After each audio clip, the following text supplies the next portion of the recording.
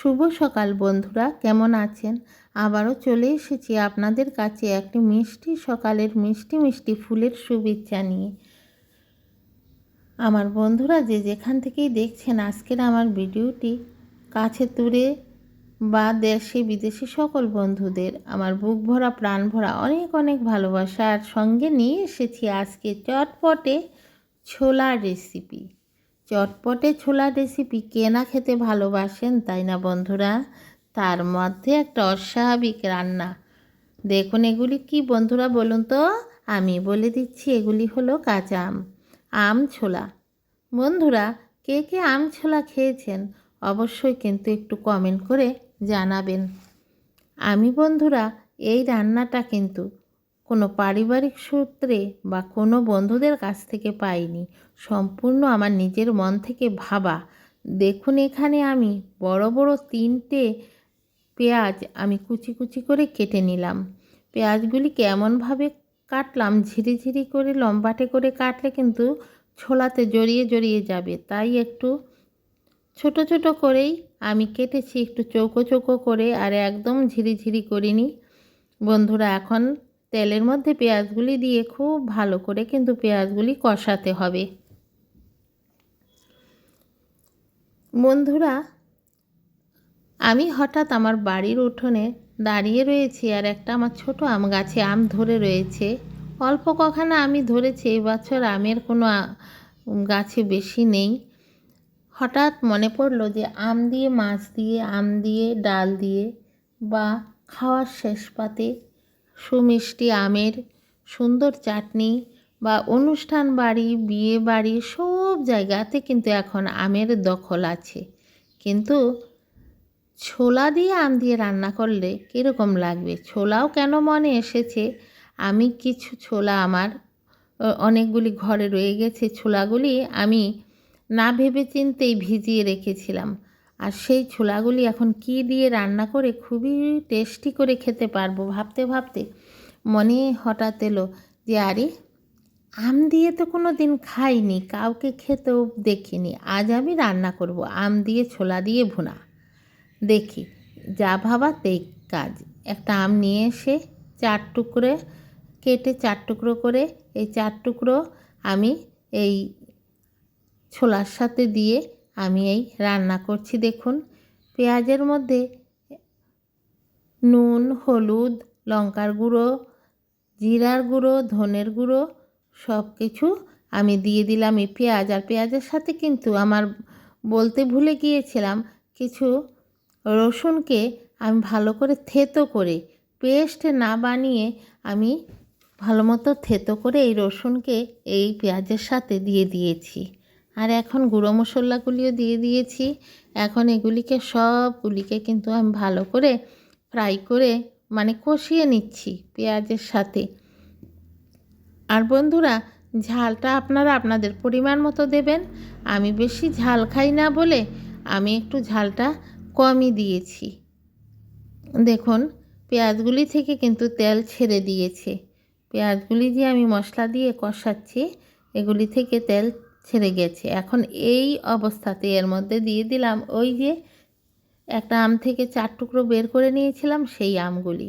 দেখুন আমগুলি দিয়ে আমগুলিকেও খুব ভালো করে ফ্রাই করে নিচ্ছি, মানে কষিয়ে নিচ্ছি। কিন্তু বন্ধুরা, আমগুলি মনে মনে বলছে যে মানুষে আমাদের মাছ দিয়ে রান্না করে খায় এই সিজনে গরমে, বা চাটনি বা আচার, আর এখন আমাদের নিয়ে এসেছে শেষ পর্যন্ত ছোলার সাথে রান্না করে খেতে। ছোলার সঙ্গে কি আমি মিলব? আমি দেখি না পরীক্ষা করে আম তুমি মিলো বা না মিলো। হ্যাঁ, আমি পরীক্ষা করে খেয়ে দেখি। এখন দেখুন ছোলাগুলি নিয়ে এসেছি। এই ছোলাগুলি আমি খুব ভালো করে আমি প্রেসারে সেদ্ধ করে রেখেছি, কিন্তু একটা ছোলাও ফাটেনি, কিন্তু কিন্তু একদম খুব নরম হয়েছে। এখন জল ঝারিয়ে সুন্দর করে পরিষ্কার করে ধুয়ে এই ছোলাগুলিকে দিয়ে দিলাম সেই আম, আর এই যে পেঁয়াজ রসুন দিয়ে আমকে কষিয়ে নিয়েছিলাম তার সাথে ছোলাকেও এখানে এনে ওদের সঙ্গে দিয়ে দিলাম। দেখুন আম ছোলা শুনতে কথাটা কিন্তু অনেকেই কিন্তু বলবে আম ছোলা, আম ছোলা আবার কীরকম লাগে। কিন্তু বন্ধুরা আমি ভয়েসটা কিন্তু পরে দিয়েছি, যেহেতু আমার ঘর একদম রাস্তার পাশে। আমার যে কোনো সময় ভয়েস দেওয়াটা অনেকই অস্বাভাবিক হয়ে যায়, তাই আমি ভয়েসটা এখন পরেই দেই। আর যখন ভয়েসটা দিয়েছিলাম তখন আমার খাওয়ার পরে কি বলবো বন্ধুরা, আমার সঙ্গে আরও অনেক রেসিপি রান্না করেছিলাম, কিন্তু সমস্ত কিছু ফেলে এই আমছোলা দিয়েই আমার খাওয়া হয়ে গেল। দেখুন এখানে একটু আমি গোলমরিচের গুঁড়ো আমি দিয়ে দিলাম, একটু টক মিষ্টি ঝাল, এখানে মিষ্টি দেব না, কিন্তু একটু গোলমরিচ দিলে একটু খেতে একটু দুর্দান্ত একটা ঝাল ঝাল লাগবে। আর যেহেতু আমি লাল লঙ্কার গুঁড়োটা খুবই কম দিয়েছি, এখন খুব ভালো করে মিশিয়ে কষিয়ে ওদেরকে অনেকক্ষণ পর্যন্ত এরকম করে ফ্রাই করতে হবে। আমি খাওয়ার পরে আপনাদের বলছি, যেহেতু অজানা এটা রেসিপি, যেহেতু এটা আমি কারোর কাছ থেকেই এই রেসিপিটার কোনো আমি কথাই শুনিনি, তাই আমি বললাম যে আগে রান্না করে আমি আগে খেয়ে দেখি, খেয়ে তারপর আমার বন্ধুদের বলবো। না হলে তো আপনাদেরও অনেক মশলা অনেক জিনিসপত্র নষ্ট হবে, তাই না বন্ধুরা? আর এই রেসিপিটা বানিয়ে যদি আপনি বক্সে করে রেখে দেন, রুটি বা পরোটা বা নান যে কোনো কিছুর সঙ্গে আপনি ডিনারে খেতে পারবেন। সারাদিনের কাজকর্মের পরে ডিনারের সময় রান্না করতে আমাদের আর ভালো লাগে না, তখন যদি এরকম বক্সে কোনো কিছু থাকে, তাই আমরা একটু গরম করে বা ওভেনে দিয়ে আমরা কিন্তু ডিনারে রুটি পরোটা নানের সাথে খেয়ে ফেলতে পারি। দেখুন ছোলাগুলি কীরকম দেখতে লোভনীয় লাগছে, তাই না বন্ধুরা? এগুলি কিন্তু কাবুলি ছোলা না, এগুলো এমনিতেই দেশি ছোলা। কাবুলি ছোলার থেকে দেশি ছোলাটারই খেতে খুবই টেস্ট বেশি থাকে। তাহলে বন্ধুরা কার কার দেখে জিভে জল আসছে এই ছোলার রেসিপিটা দেখে? দেখুন এই সুন্দর করে সবগুলিকে ঢেকে ঢেকে আমি মশলাগুলি দিয়ে কষাচ্ছি, আর আমগুলিও তার সাথে কিন্তু সেদ্ধ হয়ে যাচ্ছে। আর মশলাগুলি দিয়ে এভাবে ঢেকে ঢেকে কষালে কিন্তু ছোলাগুলির মধ্যে মশলাটা খুব ভালো করে ঢুকে যাবে। তাই বন্ধুরা এইভাবেই আমি খুব যত্ন সহকারে আজকের রেসিপিটা আমি বানাতে চলছি। আর বন্ধুরা এই মতো অবস্থায় আমি দিয়ে দিলাম জল। এখন একটু জল দিয়ে দিলে একটু আরও ভালো করে তাদের মধ্যে মশলাপাতি ঢুকে যাবে, তাই না বন্ধুরা?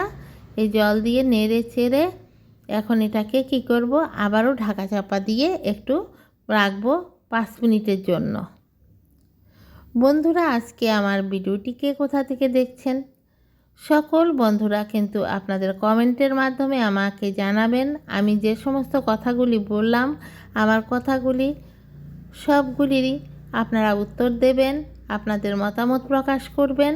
আপনাদের কমেন্টগুলি পড়তে খুবই ভালো লাগে এক কথায়, তাই অনেক বেশি কমেন্ট আরও পড়তে চাই।